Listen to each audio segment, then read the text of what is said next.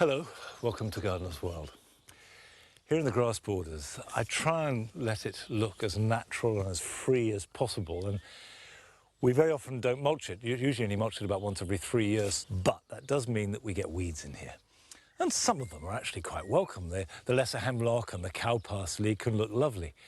Others, like the cleavers and the nettles and some of the thistles, are not so welcome, and I have to get in here and weed, sort of sifting my way through the growth. Now, this spring has been an absolute joy in terms of the weather, as good as I can remember for ages. But spring is coming to a close. And in tonight's programme, we are going to look forward to all the floral glories of the coming months. Carol revels in the joys of the peony, one of the early stars of summer. Nick has the ultimate guide to the nation's favourite flower, the rose. And Adam visits a garden in the Cotswolds bursting with colour from tender perennials.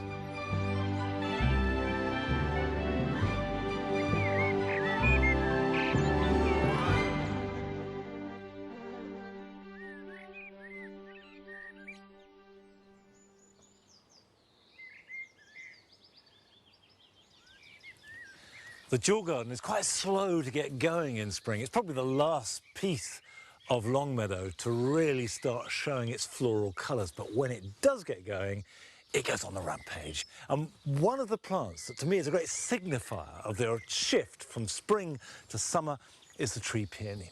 Now this is Peonia lutea.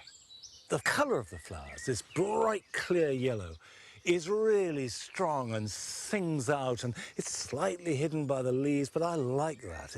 It's really a good border shrub if you've got the space to accommodate it. Now, the peonies have a slight reputation of being temperamental and tricky, but that's largely unfounded, and they are one of the glories of early summer. And a couple of years ago, Carol went to Spetchley Park and celebrated the extraordinary range of peonies growing there.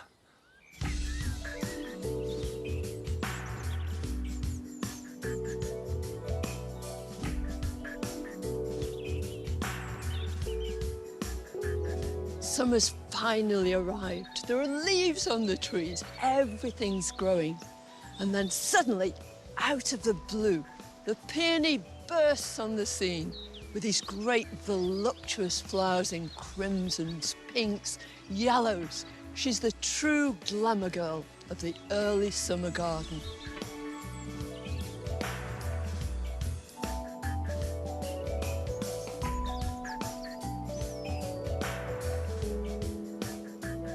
In the wild, peonies come from a variety of different locations, all across the Northern Hemisphere. In China, they were particularly revered, and it was there that 4,000 years ago, the cultivation of the peony truly began. Later, the Japanese took the peony to their hearts, finessing its cultivation and using it as a motif in a variety of art forms. In both cultures, it was regarded as the king of flowers, representing good fortune and prosperity.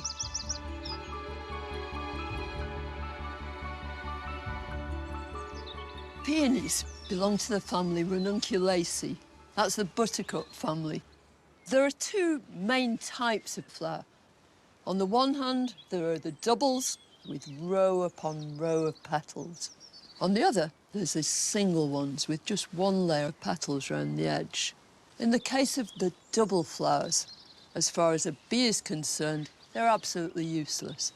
Even if there is nectar in there, a bee can't possibly penetrate. So, in terms of beauty in the garden, lots of us might go for the showier doubles, but when it comes to insects, they'll go for the single one every time.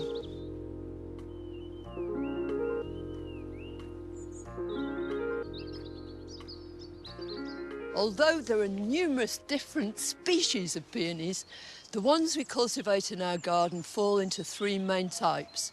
First of all, there are herbaceous peonies. Secondly, intersectional. And thirdly, tree peonies. And this is a beautiful example of a tree peony. She's called Marchioness, and she's typical She has really woody growth down here. Tree peonies are shrubs, so all that growth stays above ground and the new growth in the spring will emanate from that woody structure. All of them have this slightly sort of glaucous touch to the leaves, very often pink tinged, and they have these huge, voluptuous flowers, sometimes single, sometimes double, sometimes somewhere in between. They'll grow in sunny places or in slight shade, and all tree peony cultivars are grafted onto a rootstock, and it's vital when you're planting them that that join is under the surface of the soil. Otherwise, the rootstock takes over.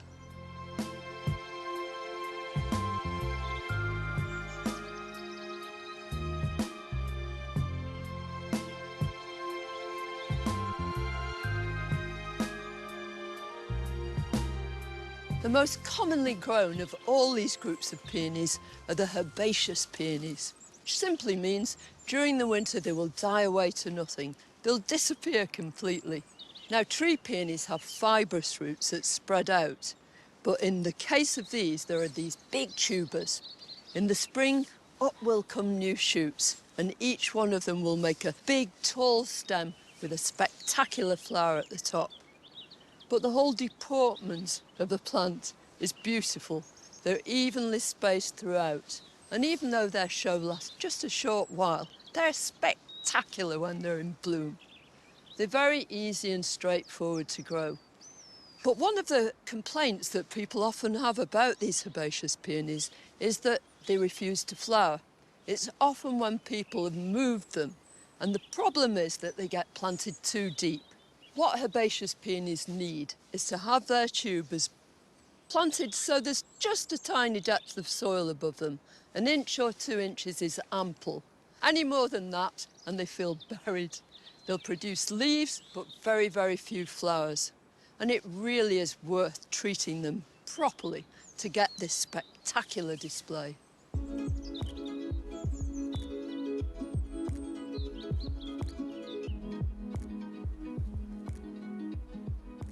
This exquisite beauty is Paeonia laura dessert. She's a form of Paeonia lactiflora, the main herbaceous peonies that we grow in our gardens. In recent times, peonies like this have become incredibly popular florist flowers, and especially in bridal bouquets. No wonder, they're absolutely scrumptious.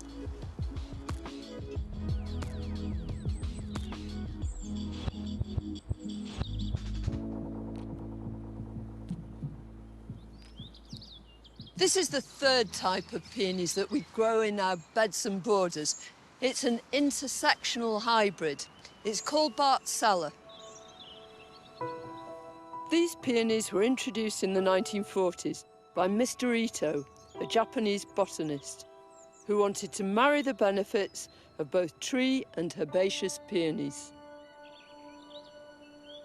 He succeeded wonderfully, but he never knew about it, because he died before the first ones flowered.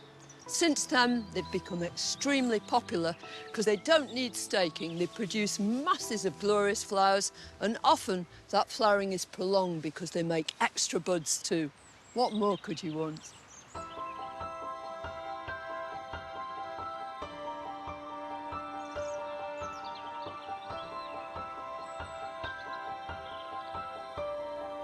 The dramatic display that peonies provide may only be there for a short time, but whilst it's fleeting, there's nothing else like it. They're the true shooting stars of early summer.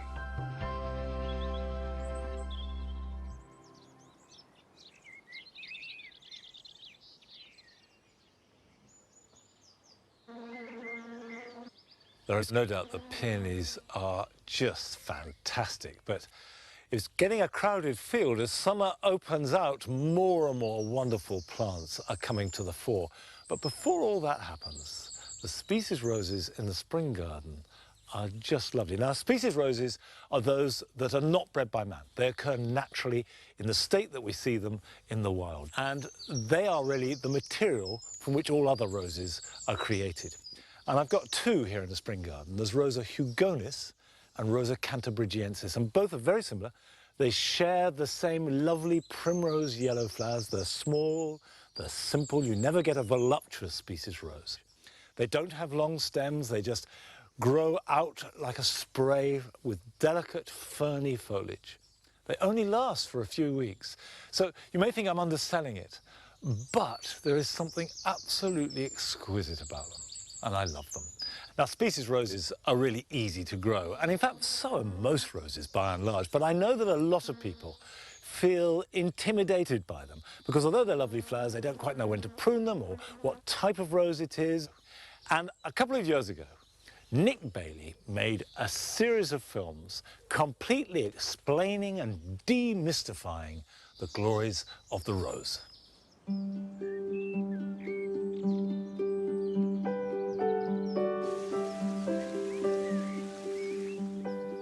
The rose is certainly a vast and beautiful genus. The choice for your garden can be very confusing. Today, I'm looking at a class of roses which existed long before modern cultivars, the old roses. And these are best defined as the plants which were first identified before 1860. And some of them are truly ancient, dating back to the great palaces of Rome, Persia, and Egypt. Now, old roses have some pretty distinct characteristics. They tend to come in the pink, white, and purple colour ranges. They're usually quite heavily scented, and the vast majority put on a spectacular display of flower early on in summer.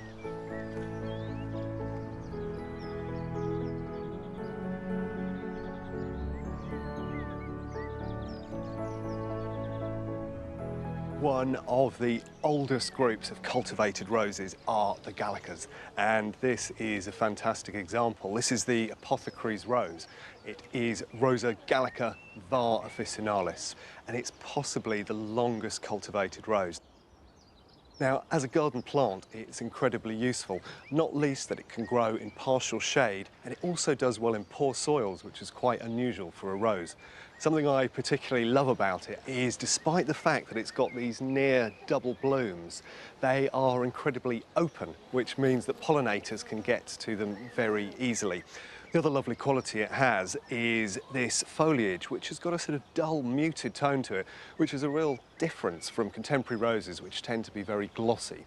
Now, of course, there are other cultivars of Gallica that you can try. There's Versicolor, which is really dramatic with a pink and white stripe, and there are several other cultivars with red, pink, and white tones. So overall, it's an incredibly useful garden plant that'll give you a burst of amazing colour early on in the summer.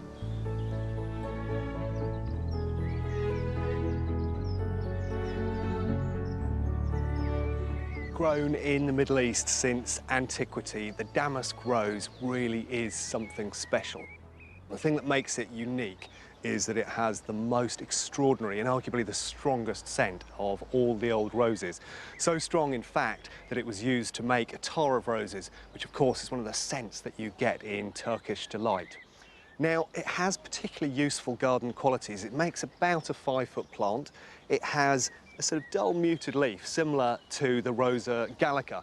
But there are many different colour forms you can grow in the garden. There are pale pinks like this, near whites, and then darker pinks as well.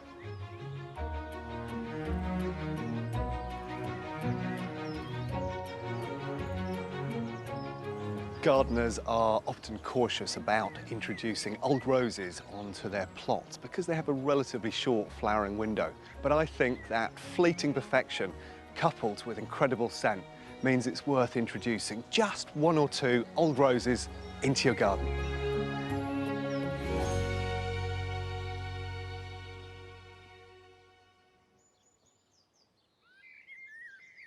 Well, Nick will be returning later in the programme with 2 more types of roses and explanations and tips on how to best grow them. However, there is just one thing I have to disagree with you on, Nick, and that is not that you should have 1 or 2 roses in your garden. You can never have too many of those lovely old shrub roses. Now, I must mistake this delphinium. Delphiniums are one of those plants that I associate with childhood. It's a good idea to stake them, as with all plants, before they get floppy. And I just use bent wire supports around so they've just got something to lean on. I don't try and tie them in, it just means that they won't flop over. And the reason why I associate them with my childhood is because these tall blue spires of flower is something I associate with long, hot summer days a long, long time ago. And I guess we all love them. But I also guess that very few people share the same degree of passionate fervour for delphiniums as Graham Austin. And a few years ago, we went to visit him at his nursery in Hertfordshire.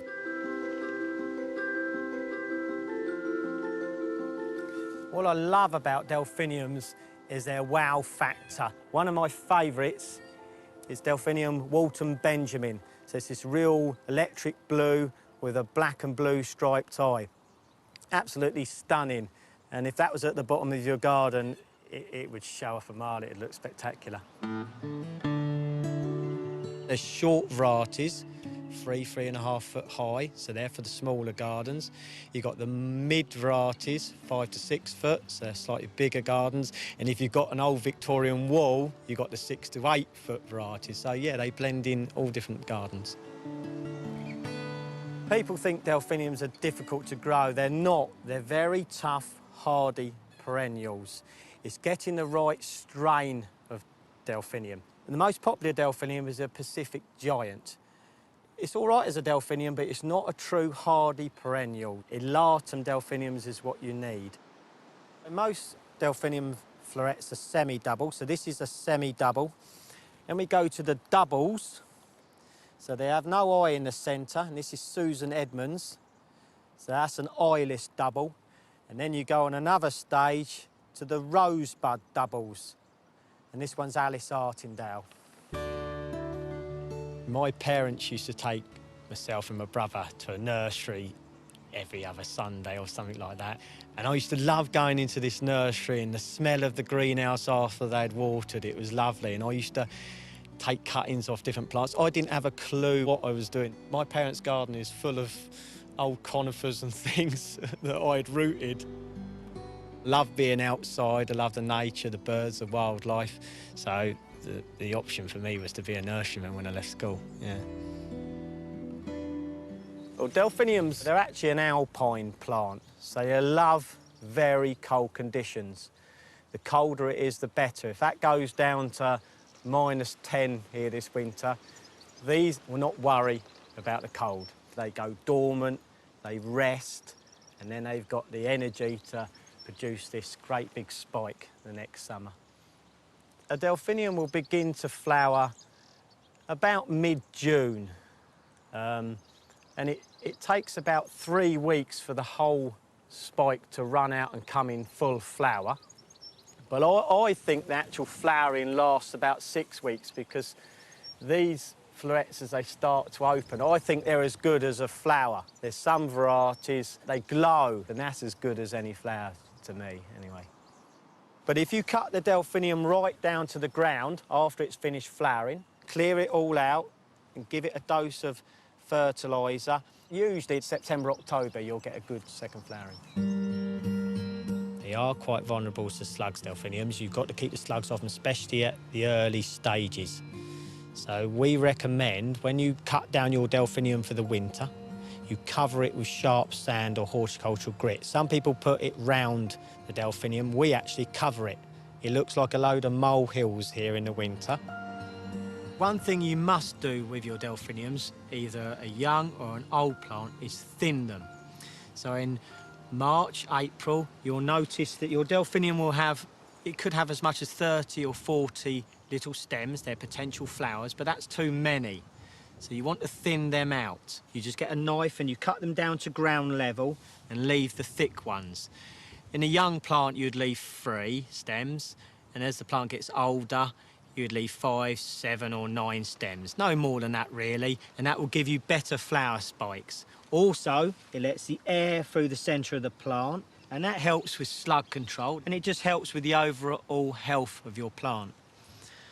After you've thinned your delphinium, you want to stake your plant. Now, this is very important.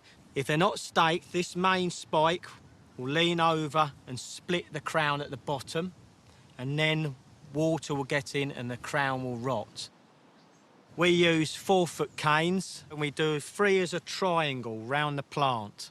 So they're in a cage, really, and they just sway, they hit the string, and then sway back. The one thing you don't want to do is stake each flower spike separately to a cane tightly, because all would happen, the wind would blow and it would just snap.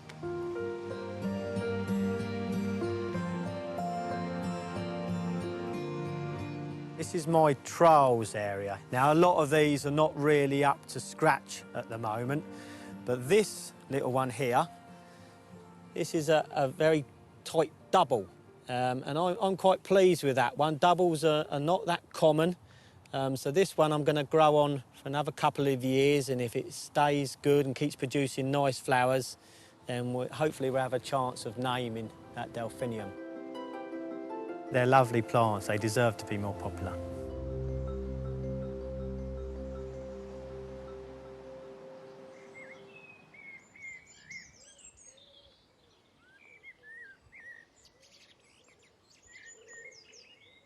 I'm going to feed one of the clematis growing here in the jewel garden. This is a liquid seaweed feed, and it's doing 2 things really. One, it's giving it extra nourishment, and 2, a good drink. And those are the 2 things that clematis love. They really do need lots of water, and when you plant a clematis, if you add plenty of bulk and organic matter into the soil, that acts as a sponge, and they like richness. And if you've got very chalky or sandy soil, you probably will need to feed them fairly regularly, or if you're growing them in a container. Now, actually, they grow very well here, particularly group 3 clematis, and we have them climbing up the wigwams and tripods all over the garden, particularly here in the jewel garden. But this one, I thought I'd give it a boost. And the beautiful thing about growing clematis, particularly the late flowering varieties, which do all their growing in 1 year and then you prune them back hard, is that they give you height, instant drama and height, and you can grow them in a very small garden. If you've got a wall or a trellis or a fence, or you can get some wigwams into a pot, then you can have a dramatic clematis. And of course it means that with most gardens, you can actually have quite a few different varieties growing. As we found last summer when we visited the garden of Sheila Chapman in Essex.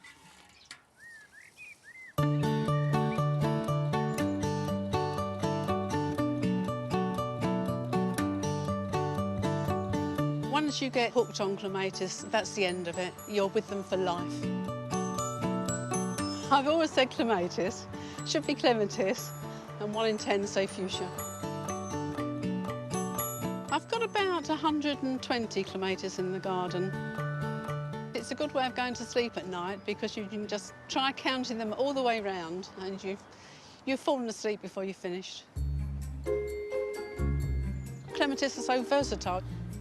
You can put them up pergolas, through trees, over bushes. You can have the little tiny ones at the edge of the borders. There's just so much you can do with them. When I had the nursery, that was all consuming. It was leaving early in the morning, getting home late in the evening, and then having to do paperwork. And I had 2 years where I only had 5 days off, but I thoroughly enjoyed it, and I wouldn't have changed it for the world. When I packed up, I bought all the clematis I could that were left and hadn't been sold back to my garden. When you go out to buy clematis, if you choose the small liners that you can get and are quite cheap, you have to grow them on in a 2-litre pot for about a year until the roots are right the way round, then plant them out, because the stronger the plant, the better it'll perform in the garden.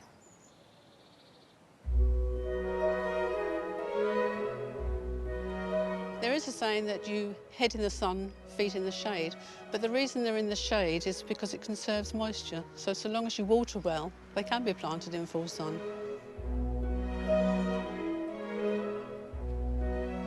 Try to place clematis so that it enhances the plant that's already there.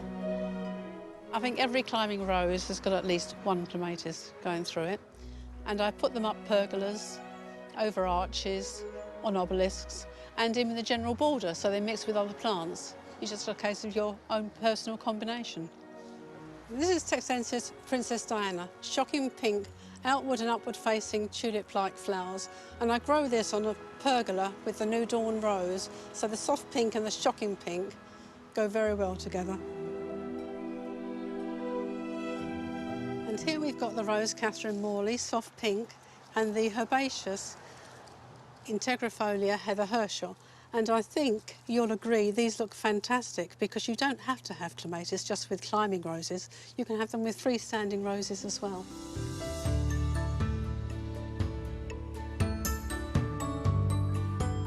This is one of my favourites. This is Golden Tiara.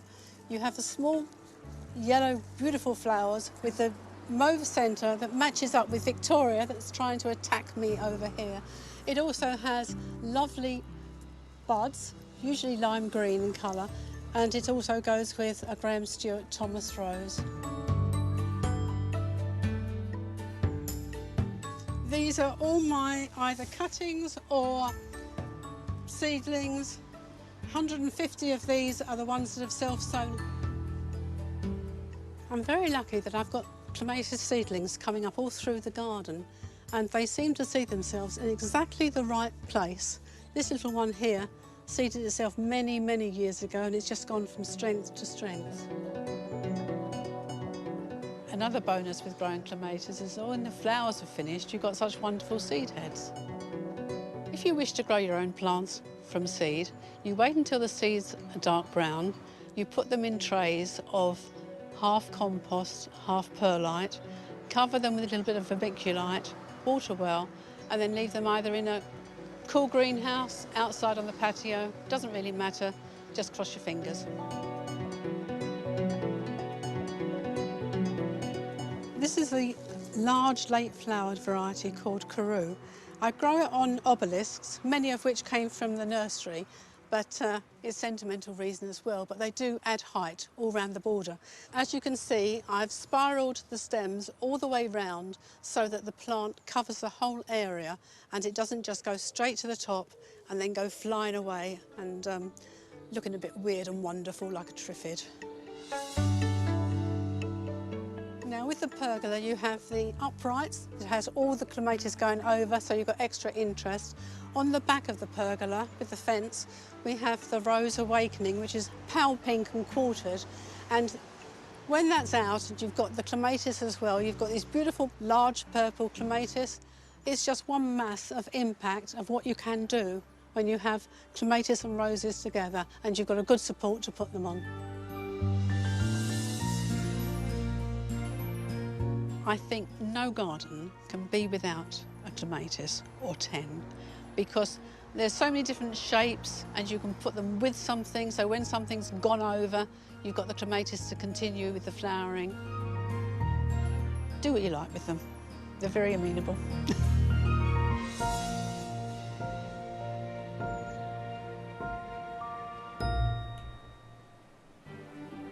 Still to come, Adam discovers a Cotswolds garden with an incredible range of tender perennials.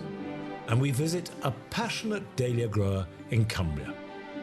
But first, Nick continues his journey through the story of the rose, turning his attention to the repeat flowering bourbon, tea, and floribunda roses.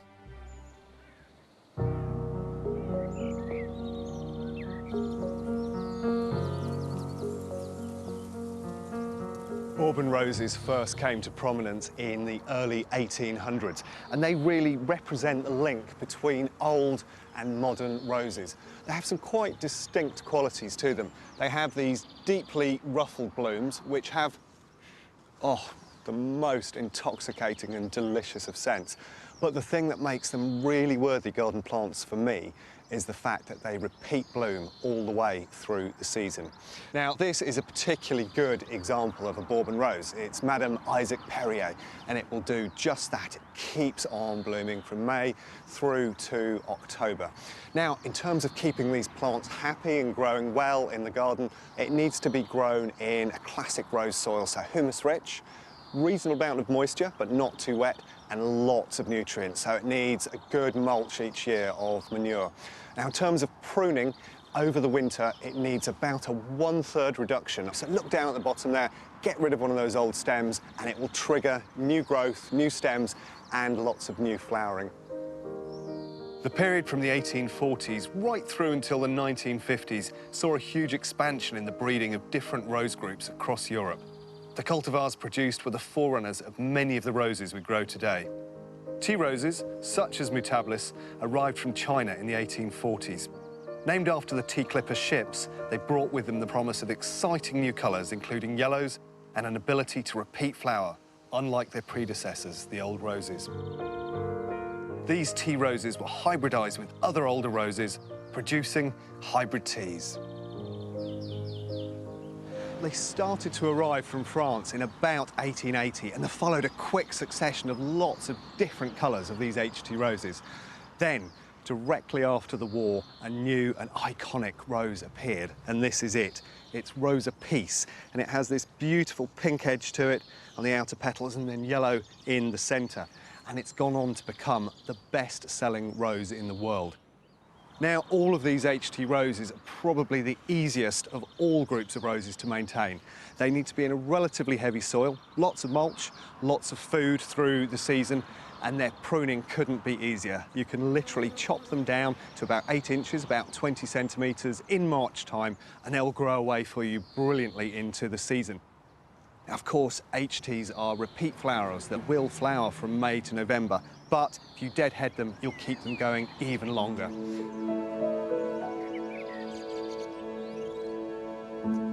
These are Floribunda roses, and their name comes from the botanical Latin, which literally means multi-flowered. The great thing about Floribunda roses is they repeat all the way through the season. I think the rose that gets me most excited in the Floribunda group has to be this, and this is Burgundy Ice. And I don't think there are many other flowers that have quite this tone. It's that beautiful, suffused burgundy with a pale back to the petal, which really makes the whole thing pop.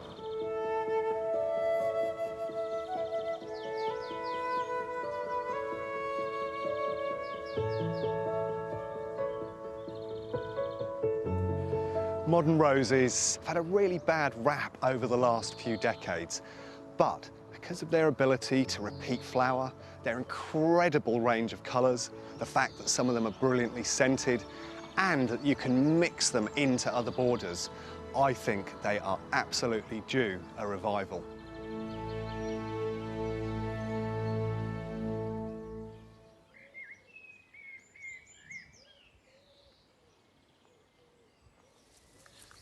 Ouch! This rose is one of the thorniest I've ever known. It's called Madame Caroline Testoute. And it's not so much the quantity of thorns, it's each one is a sort of razor-sharp dagger, and I always get stuck by it. But it's worth the trouble because it's beautiful. It's a hybrid tea climber, and it's got a mass of big, blousy pink blooms that will repeat flowering most of the summer. And climbing roses are defined by the fact that they produce their blooms on new growth. So when you're training them, you want to get a basic structure of about 5 or 6 good, strong stems that you fan out, trying to get as horizontal as possible on the surface they're trained against. And then the side shoots, which are all this new growth you can see appearing, bear the flowers. You prune them back in autumn, right back to 1 leaf or 2, and then you get a surge of growth and a mass of flowers. With careful pruning, you can keep a climbing rose like this flowering for decades, for a lifetime. But underneath it and all around the dry garden, we have starting to flower in all their glory the bearded irises. In fact, they only really grow well here in this side of the house because the rest of our soil is much too heavy for them. But they're happy here. And like roses, they have this incredible intensity of flower, but there is something delicate about them, something transient. And they are a plant that inspires deep and abiding passions, as we discovered when we went to visit a grower in the Cotswolds.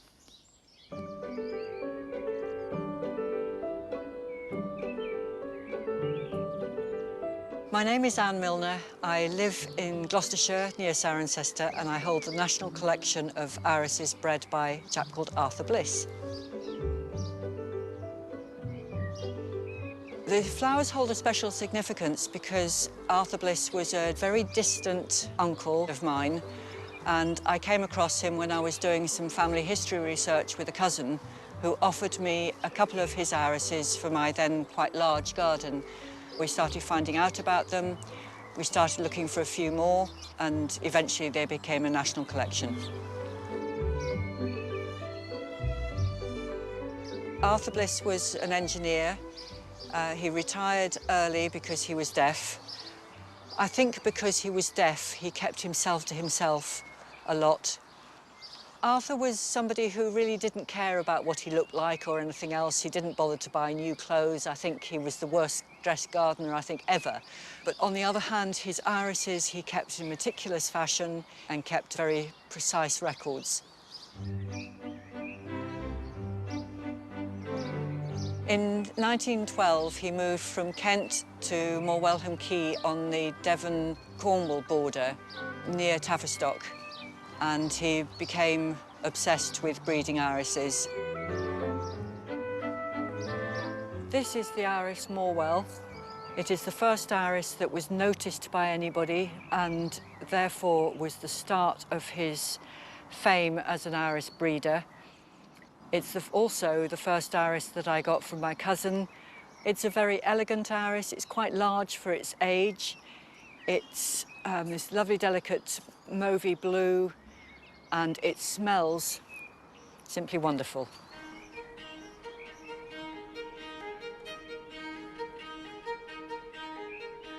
The most important flower in Arthur's story is Dominion. There is no doubt whatsoever about that, because that forged his reputation and went all over the world for breeders to use to create new irises.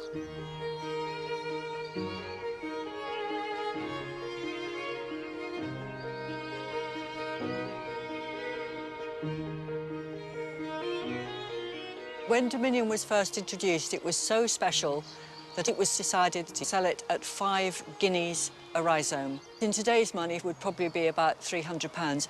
And because it was so expensive, everybody then wanted it because they thought, if you're charging that much for it, it must be really, really, really special.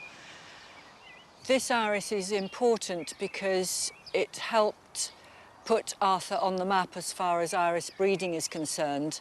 And you can say that in all the ones that have velvety falls, then Dominion will be somewhere in its parentage. Its influence is there right to the modern day. I started collecting these irises in the mid-80s. There are about 170 that he introduced, and I probably have found about 35, 40 of them so far. And the hunt is almost as much fun as the growing. It's very important with old irises to make sure that they don't run into each other, because it's important for me to keep each cultivar very clearly defined so that I know when I'm digging them, which one's which. So I use scallop shells between each clump. And to keep irises healthy and not overcrowded, you need to divide them. So you break the rhizomes apart. It's important to divide rhizomes so that the sun can get to the rhizome to bake them, because otherwise they'll get overcrowded and they'll stop flowering. You then need to cut the leaves back. Some people cut the leaves back after flowering, but it's not necessary because the leaves are busy feeding the rhizome, and so the rhizome is growing bigger. You can also cut the roots back, because most of the roots will regrow. It's important to name the rhizome as you do it, because otherwise, if you're doing lots of irises, they can get in a muddle, because all irises look the same when they have no flowers.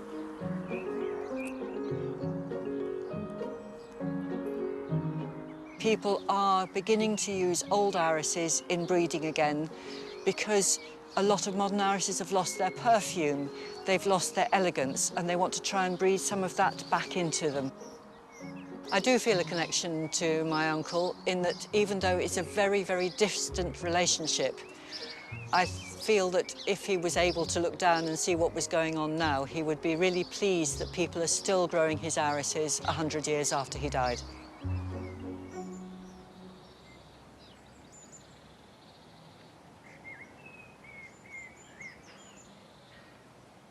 A summer flower I really couldn't be without here at Longmeadow is the dahlia. I love them and have them in many different colours, lighting up the border well into autumn. But in Cumbria, Jack Gott has got a collection of dahlias that is really special.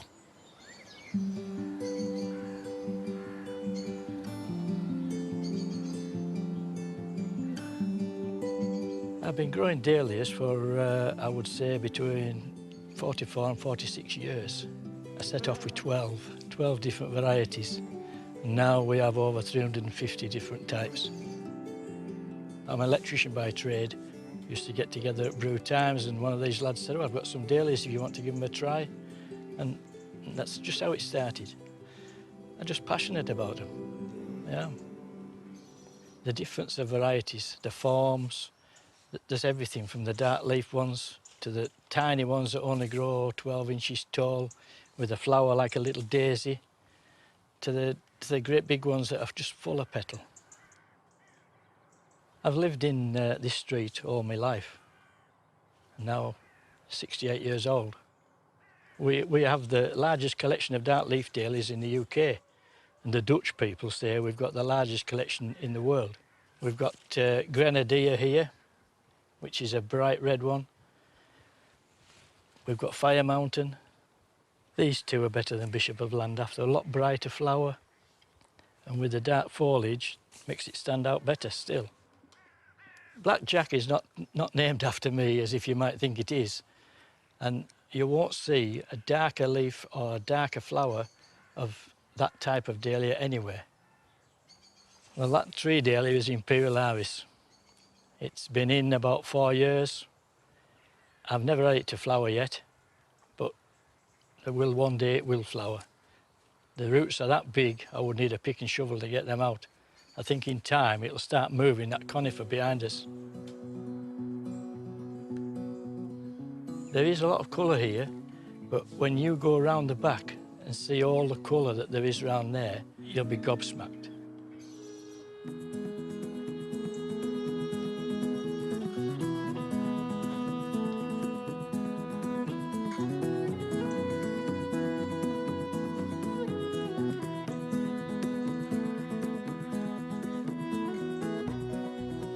Well, for growing show palms, to start with, you need the right varieties. All flowers and all buds have what they call a calyx, which wraps around the bud to start with.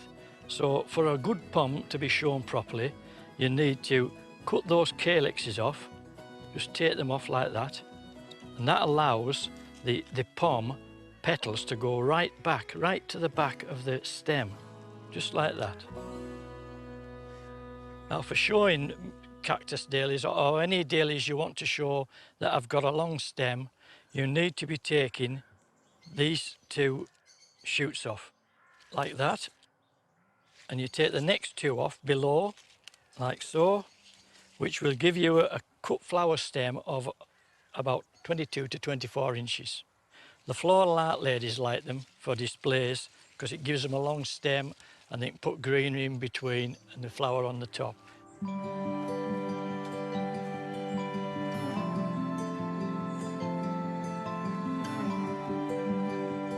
I'm raising new collarette type dahlias. The collarette is with the other collar around the centre.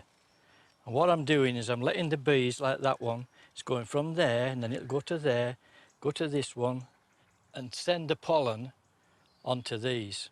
And this is the mother plant, you can say, which is the one that's going to carry the baby seed. You can always tell if a flower is finished because it's pointed.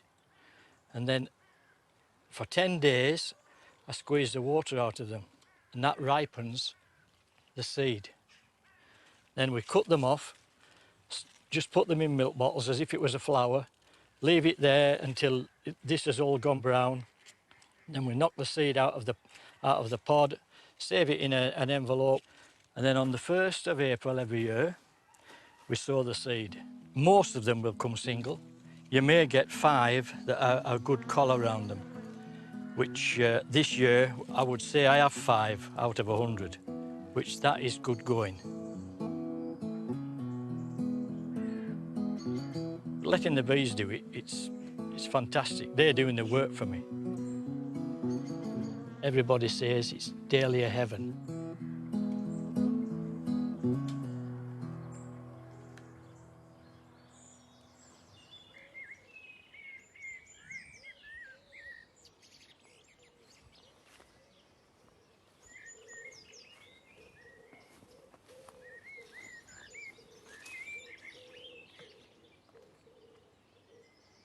This and a number of other roses scrambling up the apple trees in the orchard is a rambler.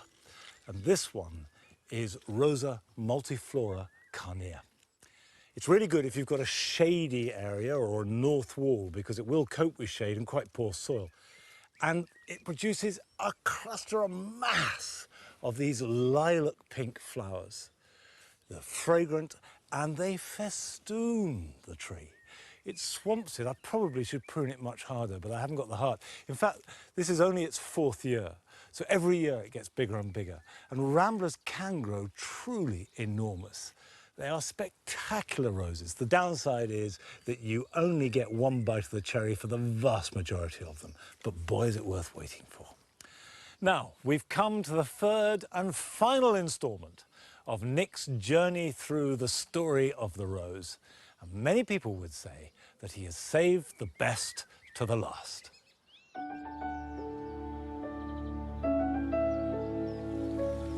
Arguably the most popular of roses gracing our borders today are the English roses. The man responsible for these is David Austin, a farmer's son who in the 60s was inspired by a neighbouring plant breeder to concentrate on hybridising roses rather than crops. David's ambition was to give gardeners an improved range of roses with full blooms, packed with petals that offer that classic and highly sought-after old rose look with a longer flowering period, health and vigour, and where possible, an attractive scent. This is one of the newest English roses. It's Thomas à Becket, and it really embodies what English roses are. It's got these fantastic full blooms which repeat all the way through the season, and it's got a great scent, which is really old rose, so it's just so charming. But the thing that I particularly like about this cultivar is it's got quite a loose, open habit, so it almost feels like a wild or species rose. Now, in terms of the blooms themselves, well, they've got this delicious sort of crimson look to them, and then they've got this slightly lax habit to the flowers as well, which I think gives it a lovely quality.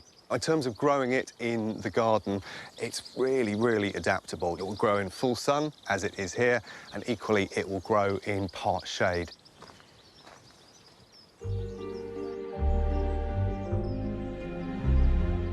To have a brilliant display of English roses going all summer, deadheading is key. This is loosely termed as summer pruning. Doing this regularly keeps them flowering and directs the plant's energy into producing new blooms. It's best to remove the spent flowers and around 6 inches of stem to increase the performance of the plant. One of my absolute favourite English roses is this. It's Queen of Sweden, and I think it epitomises everything that's great about the rose. In fact, I think it oozes pure romance. If you see it from a distance, it almost appears white, but as you get closer to it, you see it's got that beautiful baby pink that comes out from the centre and then gets paler as it moves towards the edges of that cupped flower. There's almost a peony-like quality to the mass of ruffled petals that are all packed in there. As if that weren't enough, it's also got a fantastic scent. There's hints of myrrh and Parma violet in there, which I think are absolutely lovely. In terms of how you use this in the garden, it's great because you can mix it into herbaceous or shrub borders. I've used it in the past as a hedging plant, but equally it will stand alone. Now, it works brilliantly also as a cut flower. from traditional forms right the way up to modern cultivars. There really is an incredible range of roses out there in terms of colour, form and size, meaning that there's one to suit every single garden. So be brave, try out a new form and celebrate the incredible flower that is the rose.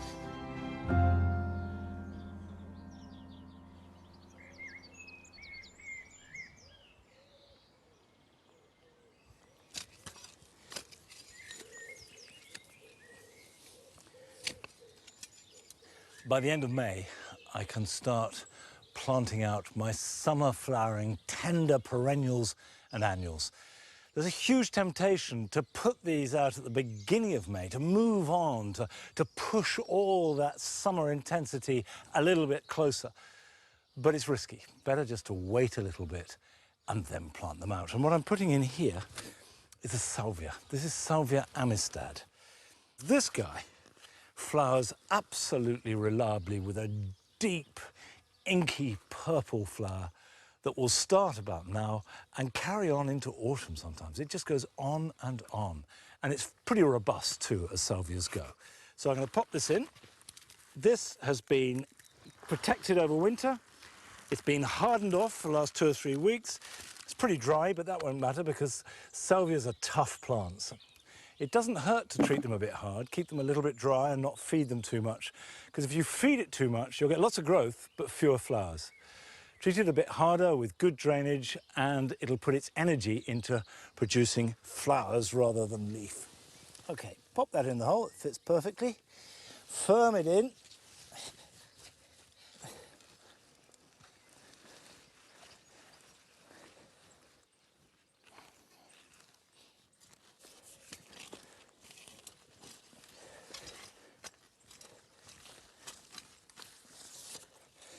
And now I'll give it a really good water.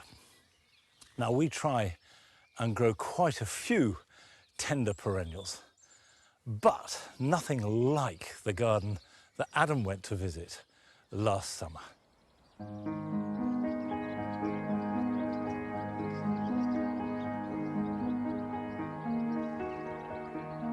We gardeners do like a yap, don't we? Especially if we find something that we think's a little bit different. I had a mate say, Frosty, you have got to go and visit this garden. Not only is the design special, but the planting and the work that's gone into it will blow your mind.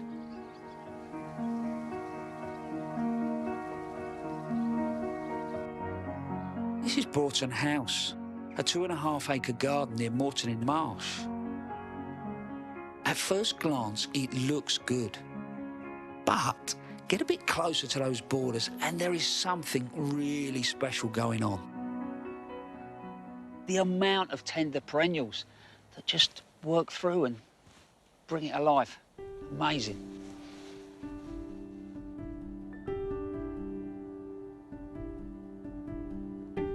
Three gardeners create and maintain this amazing space, headed by Jackie Ray. It's got like balanced.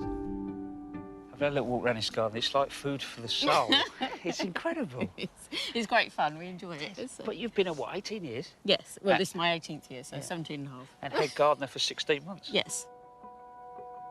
Using tender shrubs and half-hardy perennials has been the tradition throughout Jackie's time here, bringing an extra blast of colour and form.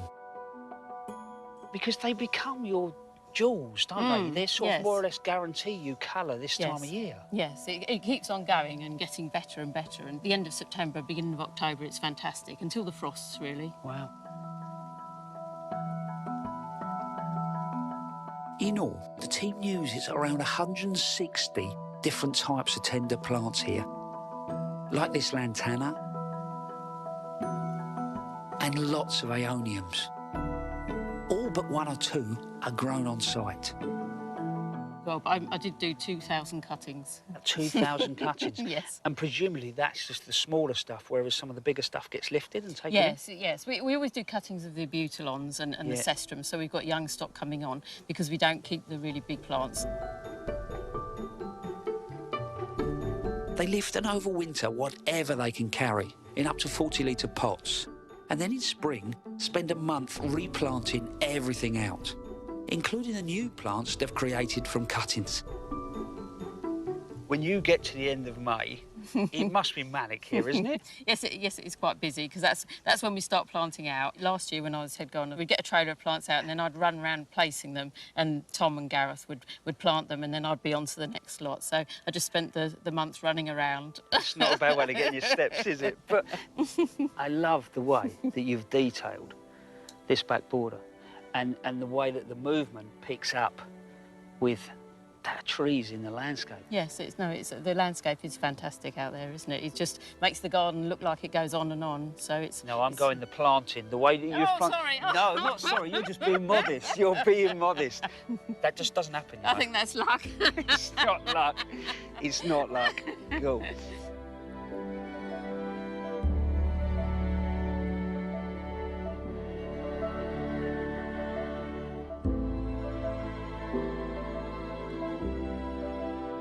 Those tender perennials don't just stop in that warm border. They're here in the white garden. You look at the shrubs and the herbaceous sort of set the rhythm and the structure. But then the tender perennials more or less guarantee you that colour through a long part of the season. We've got things like the butylons. We've got argyranthemums. And then the nicotiana. And they just bounce their way through.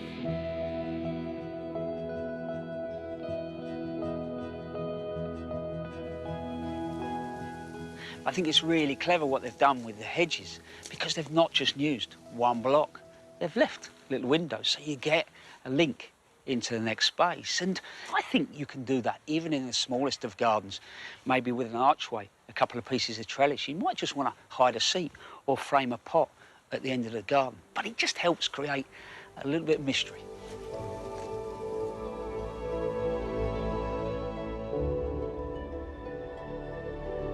And just when you think that there's no more space for tender perennials in this garden, Jackie and her team managed to squeeze a few more in. Look at this pot. Absolutely incredible, isn't it? They pop up all around the garden, and for me, they encapsulate what this garden is all about. Yes, there is a lot of work in those borders, but think about that on your terrace right the way through the summer months. Wouldn't that put a smile on your face? My mate was right about this garden. It is special, probably one of the best summer gardens I've ever seen, the design and the planting.